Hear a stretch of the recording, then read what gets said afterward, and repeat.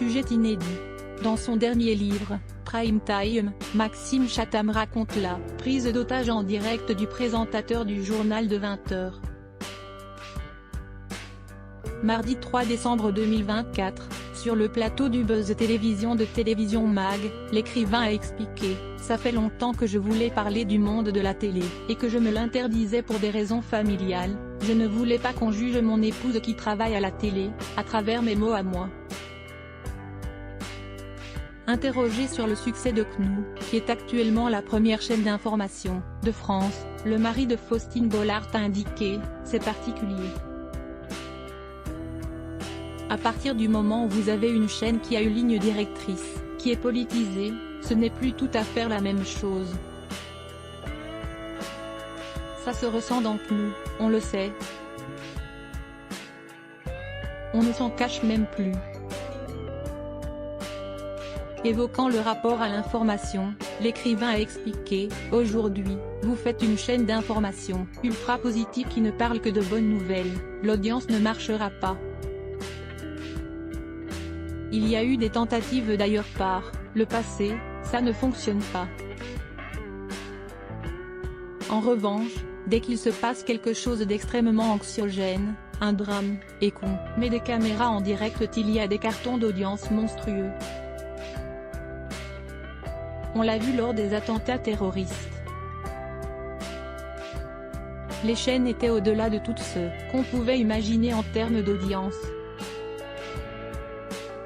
Alors que cela raconte beaucoup de choses sur notre rapport à l'information, Maxime Chatham a précisé, au besoin de savoir, notamment de s'inscrire dans ce qu'il y a de pire et surtout quand c'est du direct. Sinon, je vais passer à côté de quelque chose. Les réseaux sociaux ont aussi modifié beaucoup de choses à ce niveau-là.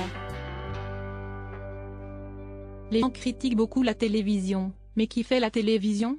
Ce sont les gens qui la regardent, ce ne sont pas les chaînes qui décident ce qu'elles vont mettre. À lire aussi Pascal Bataille, Mes deux salles, cette attaque glaçante contre ses fils en 1975, voici le prénom masculin qui était le plus donné pour conclure sur le sujet. L'écrivain a glissé, CNOO a une ligne directrice qui est politique, je l'entends. Comme ça marche, ils ont peut-être raison. C'est qu'il y a des gens qui ont envie de ça. Le 5 juin 2024, pour Le Figaro, c'est en évoquant le sujet de la chaîne que Serge Nedjar a expliqué « Nous avons pris le parti de parler de tout avec tout le monde. Y compris les sujets considérés comme sensibles, l'immigration, l'insécurité, la paupérisation de nos concitoyens, moins traités sur les autres antennes. Chez nous, les journalistes ont une mission simple, s'adresser aux gens et non aux autres journalistes. » Le 19 décembre 2023, pour le Huffington Post, c'est alors que CNOO a dépassé BFM TV en termes d'audience que la sociologue Isabelle Vera Masson avait analysé. La politique de CNOO, c'est d'être dans la provocation, le débat violent et des prises de position très fortes. Or, on le sait, les algorithmes sur les réseaux sociaux favorisent la polémique, le scandale et l'agressivité. Les dérapages ont toujours fait de l'audience.